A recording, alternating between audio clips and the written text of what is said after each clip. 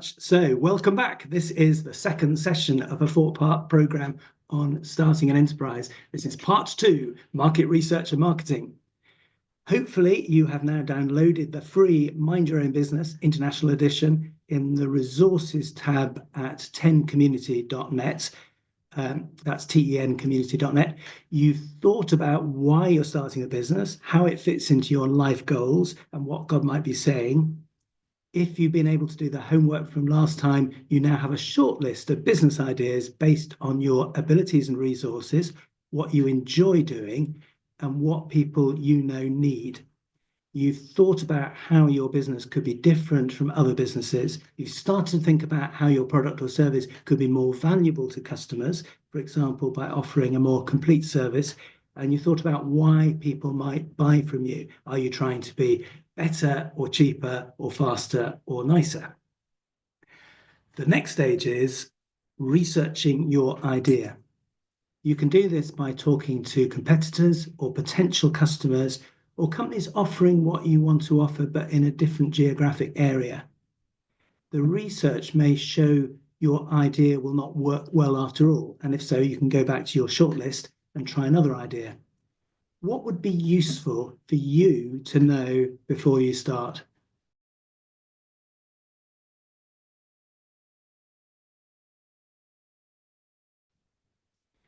What would be useful for you to know depends to an extent on what business you hope to start, but most businesses will need to know the following 7 things. 1, who will your competitors be? 2, what do they offer? What range of products or services? 3, how much do they charge? 4, how do they attract customers?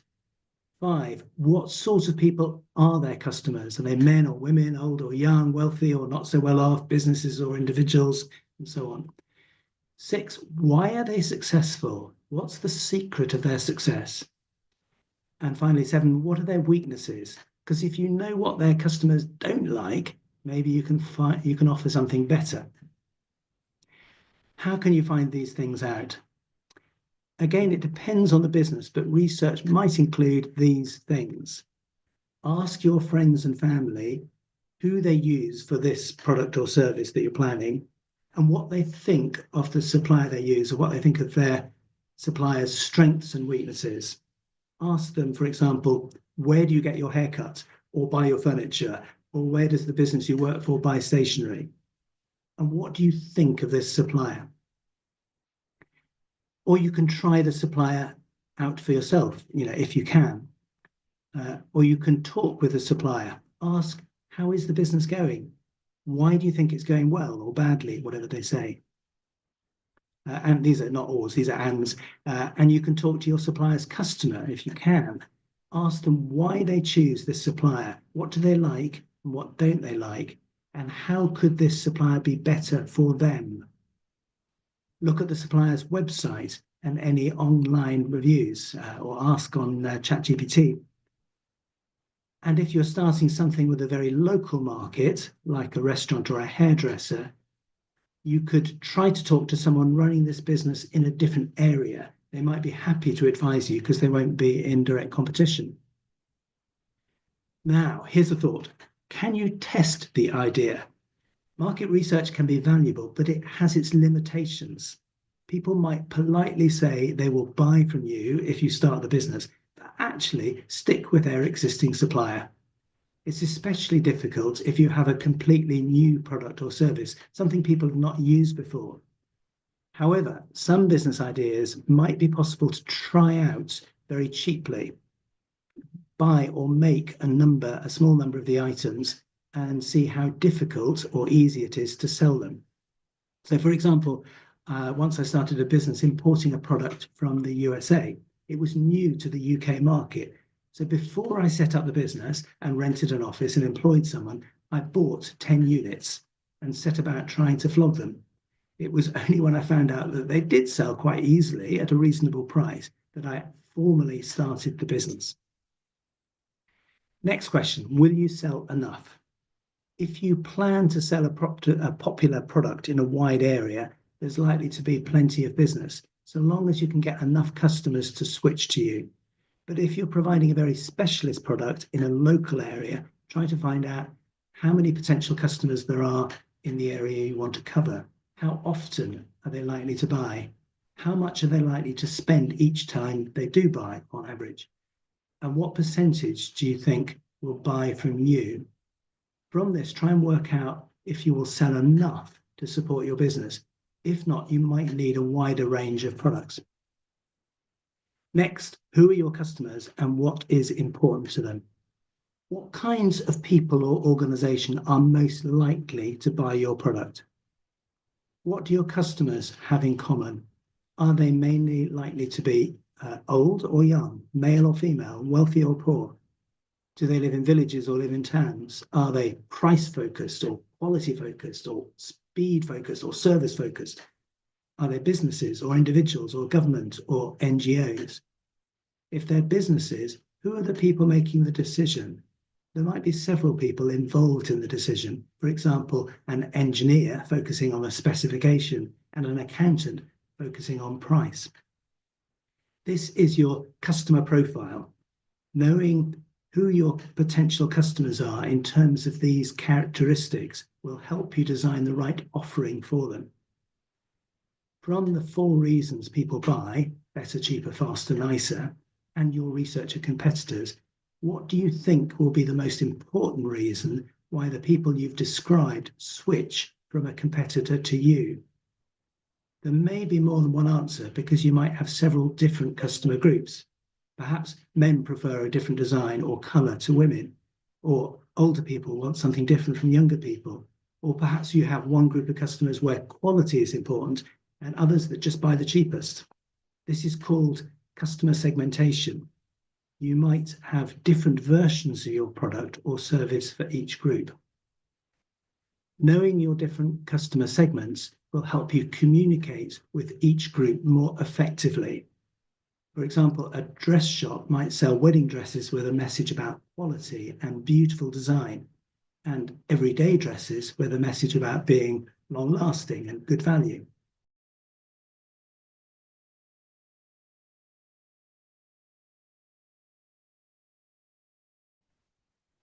Now, how much will customers pay? What is the market price for your offering? What price will maximize your profits? Many businesses set a price which is a bit more than the cost of producing the product or service.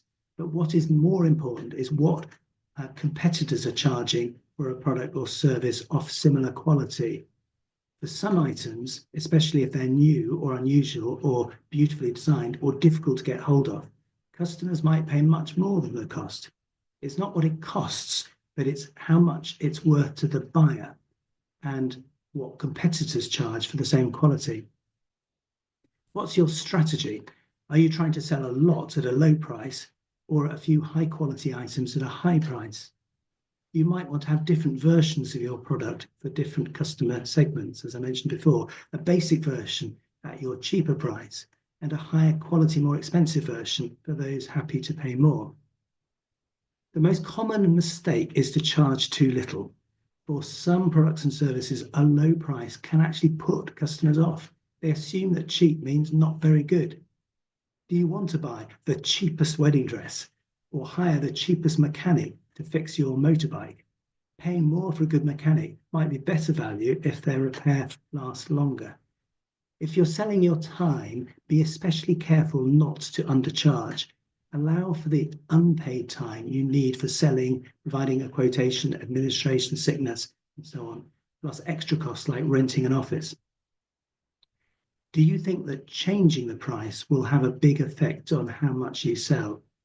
This is true for easily comparable products like fuel at a petrol station. If so, reducing your price just a little could increase sales so much that you make much more money. If changing the price doesn't have a big effect on how much you sell, increasing your price could make you more money.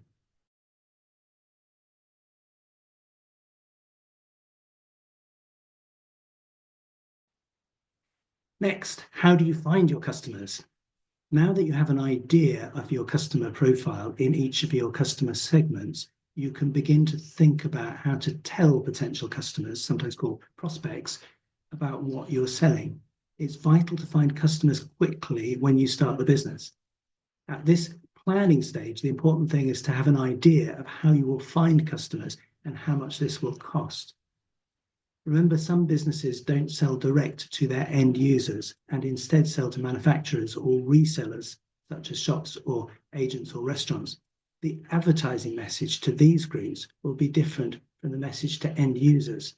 Think about what's in it for the customer. If you're selling smartphones to the end user, the message is about quality and features of the phone for the price.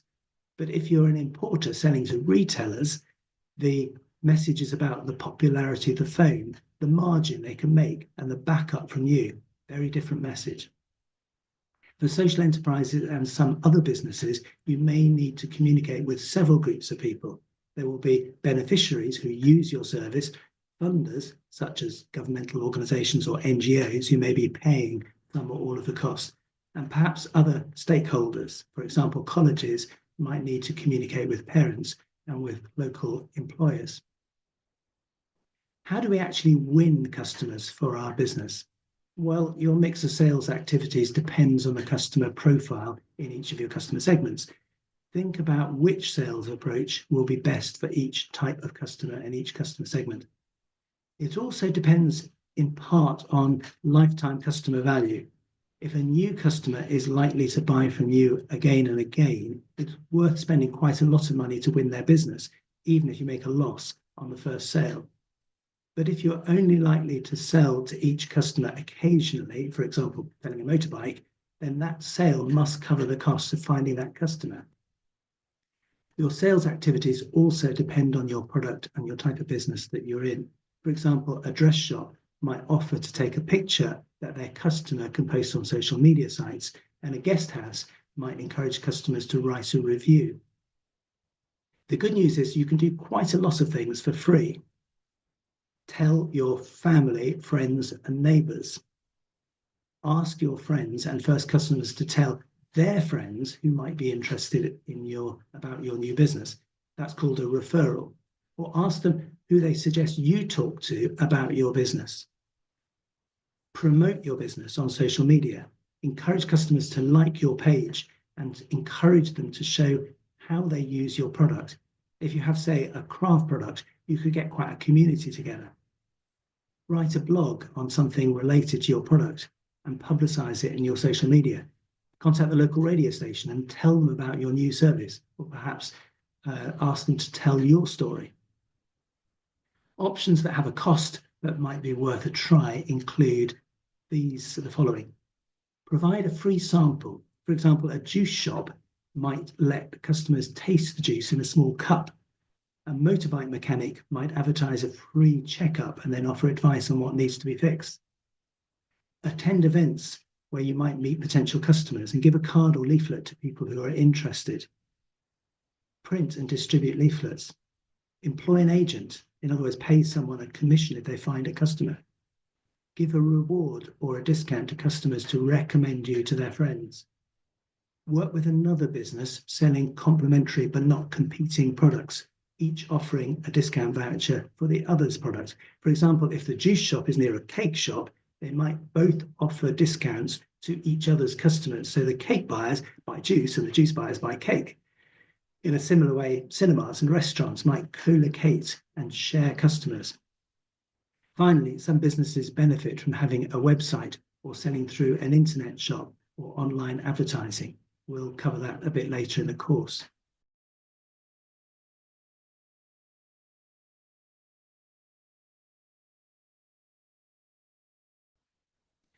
Next, what are the risks?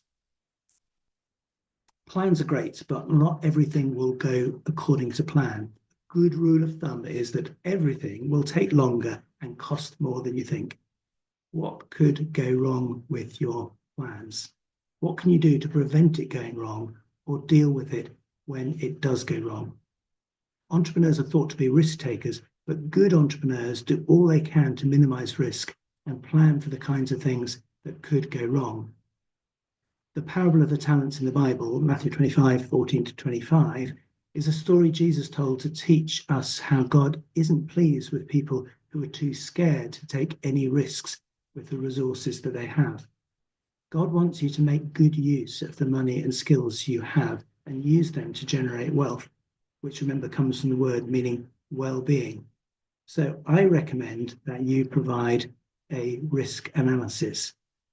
This is a very simple example of a risk analysis. It's to give you the idea of how it works rather than give you anything that's especially realistic. And there's a similar one at the back of the workbook.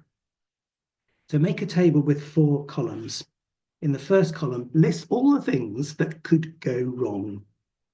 A power cut. So this is an example using a food business. It might be a power cut, business owner gets sick, equipment stolen, and so on. In the next column, estimate the likelihood of this happening. It might be high or medium or low. In the next column, estimate the impact of this thing going wrong. How bad will it be? Again, give this as high, medium, or low. And in the final column, think about how you could minimize the possibility of risk happening and minimize the impact. Pay particular attention to risks that are both high likelihood and high impact.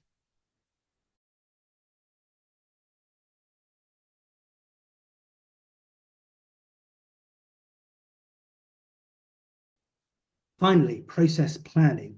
Next time, we're going to look at financial planning. To begin to prepare for this, it's a good idea to break down each part of the business process into a series of steps. For example, if you're, say, making cakes, step 1 is buying ingredients, step 2 is measuring out ingredients, step 3 is mixing ingredients, and so on. If you're offering a service, it may be easier to break down the stages as a customer journey. For example, if you're running a restaurant, step 1 might be taking a booking, step 2 is welcoming the customer, step 3 is giving out the menu, and so on. Thinking about each step will help you know what's needed and therefore what the costs will be. So to prepare the process plan, make a table like this example, again very simplified, with 6 columns on a big sheet of paper or on a computer. There's an example at the back of the workbook. In the first column, write down your business process as a series of steps. In the next column, against each step, write down any tools and equipment you need for this step. In the next column, against each step, write down the people and skills you need. In the next column, against each step, think about and write down any ideas you have for doing it better than your competitors. And it's important to keep costs low. So in the next column, write down simpler and cheaper options to complete this step. For example, can you borrow or hire or buy second-hand rather than buy new when you start the business? Finally, in the last column, against each step, write down the cost of anything you will need to pay before you start the business. The total of the final column is your setup cost. If you plan to have a website or produce sales material, you'll need to add these costs to your setup costs. Also consider who can help you operate the business and where you can get the tools and equipment and supplies you need. Where will the business be? If you're renting a shop or building, what needs to be done to prepare the building? If you need helpers, how will you recruit and train the workforce? What other actions are needed before you start? From all of this, write a list of the actions required to start the business, together with the cost of each action and target dates. This process will tell you the setup costs. This is the cost of the equipment, etc., you need to pay before you begin to make the product or offer your service. By the way, the setup cost is not the same as your startup cost. But don't worry if that doesn't make any sense to you. All will be revealed next time. Next time, we will be looking at financial planning.